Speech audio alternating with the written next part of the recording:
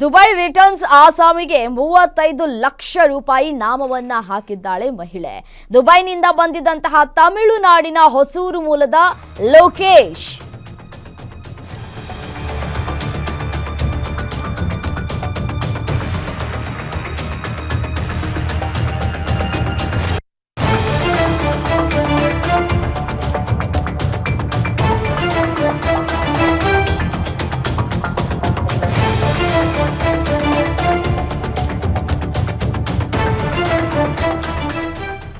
ಚಿಕ್ಕಬಳ್ಳಾಪುರದ ದಿವ್ಯಾ ಎಂಬಾಕೆಯಿಂದ ಬರೋಬ್ಬರಿ 35 ಲಕ್ಷ ರೂಪಾಯಿ ವಂಚನೆಯಾಗಿದೆ.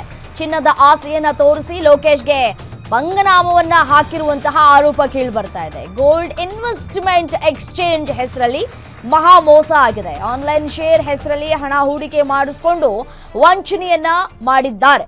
ಲೋಕೇಶ್ಗೆ ಬಾಂಡ್ ಅನ್ನ ಕೊಟ್ಟು ನಂಬಿಸಿದಂತಹ ಕಿಲಾಡಿ ಲೇಡಿ ಹಣ ಪಡೆಯುವಾಗ ನಂಬಿಕೆಗಾಗಿ ಬಾಂಡ್ ಬರೆದುಕೊಟ್ಟಿದ್ದಂತಹ ದಿವ್ಯಾ ಇದೀಗ ಫೋನ್ ಸ್ವಿಚ್ ಆಫ್ ಮಾಡಿಕೊಂಡು ಸೋಷಿಯಲ್ ಮೀಡಿಯಾದಲ್ಲೂ ಕೂಡ ಬ್ಲಾಕ್ ಮಾಡಿದ್ದಾಳೆ ಅನ್ನುವಂತಹ ಆರೋಪ ಕೇಳಿ ಬರ್ತಾ ಇದೆ. ಮೆಸೇಜಸ್ ಇದೆ, ನಂದು ಹಳೆ ಇದಾಗಿದೆ, ಬಟ್ ನಾನು ಪ್ರಿಂಟ್ ಎತ್ಕೊಳ್ಕೊಂಡಿದ್ದೀನಿ. ಅದ್ರ ಮನೆಗೆ ಹೋದ್ರೆ ನಿಮ್ಗೆ ಹರಾಸ್ಮೆಂಟ್ ಕೇಸ್ ಕೊಡ್ತೀನಿ ಆ ಥರ ಒಂದ್ಸತಿ ನಾನು ಇದ್ರಲ್ಲಿ ಬಂದವಾಗ ಇಲ್ಲಿ ಅವ್ರ ಮನೆಗೆ ಒಂದ್ಸತಿ ಬಂದವಾಗ ಆ ಟೈಮಲ್ಲಿ ಒಬ್ಬ ಕಾರಲ್ಲಿ ಸ್ವಲ್ಪ ಹಿಂದೆನೇ ಸ್ವಲ್ಪ ರ್ಯಾಶ್ ಡ್ರೈವಿಂಗ್ ಅಲ್ಲಿ ಬಂದ್ರು. ನಾನು ಮೋಸ್ಟ್ಲಿ ಬಂದೆ. ಅವ್ನ ನೆಕ್ಸ್ಟ್ ದಿನ ಬಂದು ಕಾಲ್ ಮಾಡಿ ಈ ಜಸ್ಟ್ ಎಕ್ಸಾಂಪಲ್ ನಿಮ್ಗೆ ಅಂತ ಅನ್ನೋ ನಂಬರ್ದ ಕಾಲ್ ಬರ್ತಾ ಇದೆ. ಆ ನಂಬರ್ ಮತ್ತೆ ಟ್ರ್ಯಾಕ್ ಮಾಡಿದ್ರೆ ಇವ್ರು ರೆಸ್ಪಾಂಡ್ ಇಲ್ಲ, ಏನೂ ಇಲ್ಲ. ಸೊ ಈ ತರ ಎಲ್ಲ ಇದೆಲ್ಲ ಆಲ್ಮೋಸ್ಟ್ ಆಗಿ 2-3 years ಆಯ್ತು. ಇನ್ನು ಇದೇ ವಿಚಾರಕ್ಕೆ ಸಂಬಂಧಪಟ್ಟಂತೆ ಮತ್ತಷ್ಟು ಡೀಟೇಲ್ಸ್ ಕೊಡ್ತಾ ಹೋಗ್ತಾರೆ ನಮ್ಮ ಪ್ರತಿನಿಧಿ ರಾಜಪ್ಪ ದೂರವಾಣಿ ಸಂಪರ್ಕದಲ್ಲಿದ್ದಾರೆ. ರಾಜಪ್ಪ, ಯಾರು ಈಕೆಯ ಹಿನ್ನೆಲೆ ಏನು? ಯಾವ ರೀತಿಯಾಗಿ ಈಕೆ ಆತನನ್ನ ಮೋಸಕ್ಕೆ ಅಥವಾ ಬಲೆಗೆ ಬೀಳಿಸ್ಕೊಂಡ್ರು? ಇವಳು ಒಬ್ಳೇನಾ ಅಥವಾ ಇವಳ ಹಿಂದೆ ಬಹುದೊಡ್ಡ ಜಾಲವೇ ಇದೆಯಾ ಅಂತ?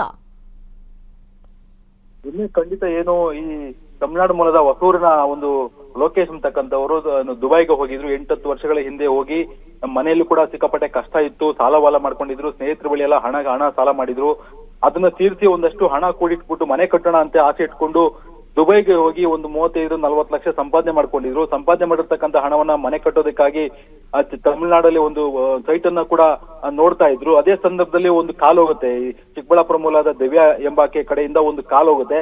ಏನು, ಗೋಲ್ಡ್ ಇನ್ವೆಸ್ಟ್ಮೆಂಟ್ ಎಕ್ಸ್ಚೇಂಜ್ ನಲ್ಲಿ ಒಂದು ನಿಮ್ಗೆ ಶೇರ್ ಮಾಡಿ, ನಿಮ್ಗೆ ಶೇರ್ ಮಾಡ್ತಕ್ಕಂಥ ಲಾಭ ಕೊಡ್ತೀವಿ ಅಂತ ಹೇಳಿ ಒಂದು ನಂಬಿಸಿ ಹಣದ ಆಸೆ ಮತ್ತೆ ಏನು ಗೋಲ್ಡ್ ಆಸೆ ತೋರಿಸಿ ಆತನ ಬಳಿ ಸುಮಾರು 35 ಲಕ್ಷ ರೂಪಾಯಿ 10,000 ರೂಪಾಯಿ ವಸೂಲು ಹಾಕೊಂತಾಳೆ. ಅದಾದ ಬಳಿಕ ಏನು ಸುಮಾರು ಒಂದು ಬಾಂಡ್ ಅನ್ನ ಕೊಡ್ತಾಳೆ. ಅದಕ್ಕೆ ಶ್ಯೂರಿಟಿಯಾಗಿ ಒಂದು ಬಾಂಡ್ ಅನ್ನ ಕೊಡ್ತಾಳೆ. ಆ ಬಾಂಡ್ ಅವಧಿ ಮುಗಿಯೋ ತನಕ ಸೈಲೆಂಟ್ ಆಗಿದ್ದು, ಬಾಂಡ್ ಅವಧಿ ಮುಗಿತಾ ಇದ್ದಂತೆ ಹಣ ಕೇಳಕ್ ಹೋಗ್ತಾನೆ. ಹಣ ಕೇಳಕ್ ಹೋದ ತಕ್ಷಣ ಹಣ ಬಾಂಡ್ಗೆ ವ್ಯಾಲಿಡಿಟಿ ಮುಗಿದೋಗಿರುತ್ತದೆ. ತಕ್ಷಣ ಆತ ಎಚ್ಚೆತ್ಕೊಂಡು ಆಕೆ ಬಳಿ ಹೋಗಿ ಕೇಳ್ತಾನೆ, ಈ ತರ ಹಣ ಇದು ನೀವು ಕೊಟ್ಟಿರ್ತಕ್ಕಂಥ ಬಾಂಡ್ ಕ್ಲೋಸ್ ಆಗಿದೆ, ಟೈಮ್ ಮುಗ್ದಿದೆ, ಅದಕ್ಕೆ ನಮ್ಗೆ ಹಣ ವಾಪಸ್ ಕೊಡಿ, ಇಲ್ಲಾಂದ್ರೆ ನಮ್ಗೆ ಗೋಲ್ಡ್ ಇನ್ವೆಸ್ಟ್ಮೆಂಟ್ ಮಾಡಿದೀವಿ, ಅದಕ್ಕೆ ಲಾಭ ಕೊಡಿ ಅಂತ ಕೇಳಿದಾಗ ಆಕೆ ಆತನನ್ನ ನಿರ್ಲಕ್ಷ್ಯ ಮಾಡಿ ಫೋನ್ ಸ್ವಿಚ್ ಆಫ್ ಮಾಡ್ತಾಳೆ. ಮತ್ತೆ ಎಲ್ಲಾ ಸೋಷಿಯಲ್ ಮೀಡಿಯಾ ಮತ್ತೆ ವಾಟ್ಸಪ್, ಇನ್ಸ್ಟಾಗ್ರಾಮ್ ಮಾಡ್ಬೇಕಂದ್ರೆ ಆತನ ನಂಬರ್ ನ ಬ್ಲಾಕ್ ಮಾಡ್ತಾರೆ. ಅದಾದ ಬಳಿಕ ಆತ ಸುಮಾರು ಸರಿ ನ್ಯಾಯ ಪಂಚಾಯತಿ ಕೂಡ ಮಾಡಿಸ್ತಾನೆ. ಅದಾದ ಬಳಿಕ ಚಿಕ್ಕಬಳ್ಳಾಪುರ ಗ್ರಾಮಾಂತರ ನಗರ ಠಾಣೆಯಲ್ಲಿ ಬಂದು ದೂರನ್ನ ಕೊಟ್ಟು ಆಕೆ ವಿರುದ್ಧ ಒಂದು ದೂರು ಕೊಡ್ತಾನೆ. ಜೊತೆಗೆ ಆಕೆ ವಿರುದ್ಧ ಒಂದು ಅರೆಸ್ಟ್ ವಾರೆಂಟ್ ಕೂಡ ಮನೆಗೆ ಕಳಿಸ್ಕೊಡ್ತಾರೆ. ಅದಕ್ಕೂ ಕೂಡ ಆಕೆ ಯಾವುದೇ ಕೇರ್ ಮಾಡೋದಿಲ್ಲ. ಜೊತೆಗೆ ಆತನಿಗೆ ಸ್ವಲ್ಪ ಏನೋ ನಾನು ಸೋಷಿಯಲ್ ಮೀಡಿಯಾದಲ್ಲಿ ಬ್ಲಾಕ್ ಮಾಡ್ತೀನಿ, ಮತ್ತೆ ಮಾಧ್ಯಮಗಳಲ್ಲಿ ನನಗೆ ಸ್ಟೇಜ್ ತರ್ತೀನಿ ಅಂತೇಳಿ ಆತನಿಗೆ ಧಮಕಿ ಹಾಕಿ ಇದ್ ಮಾಡ್ತಾ ಇದ್ದಾಳೆ. ಜೊತೆಗೆ ಇವತ್ತು ಚಿಕ್ಕಬಳ್ಳಾಪುರ ಪೊಲೀಸ್ ಠಾಣೆಯಲ್ಲಿ ಬಂದು ಇವತ್ತು ದೂರು ಕೊಟ್ಟಿದ್ದಾರೆ. ಪೊಲೀಸರು ಸಹ ಈ ಬಗ್ಗೆ ಯಾವುದನ್ನ ಕ್ರಮ ಕೈಗೊಂಡು ಆಕೆ ವಿರುದ್ಧ ಕ್ರಮ ಕೈಗೊಂಡು ಹಣವನ್ನ ವಸೂಲಿ ಮಾಡ್ಕೊಡ್ತಾರ ಇಲ್ಲ ಅಂತಕ್ಕಂಥ ನಾವು ಕಾದು ನೋಡ್ಬೇಕಾಗಿರ್ತಕ್ಕಂಥದ್ದು. ರಮ್ಯಾ, ಓಕೆ, ಥ್ಯಾಂಕ್ ಯು ತಮ್ಮೆಲ್ಲ ಡೀಟೇಲ್ಸ್ಗೆ ರಾಜಪ್ಪ.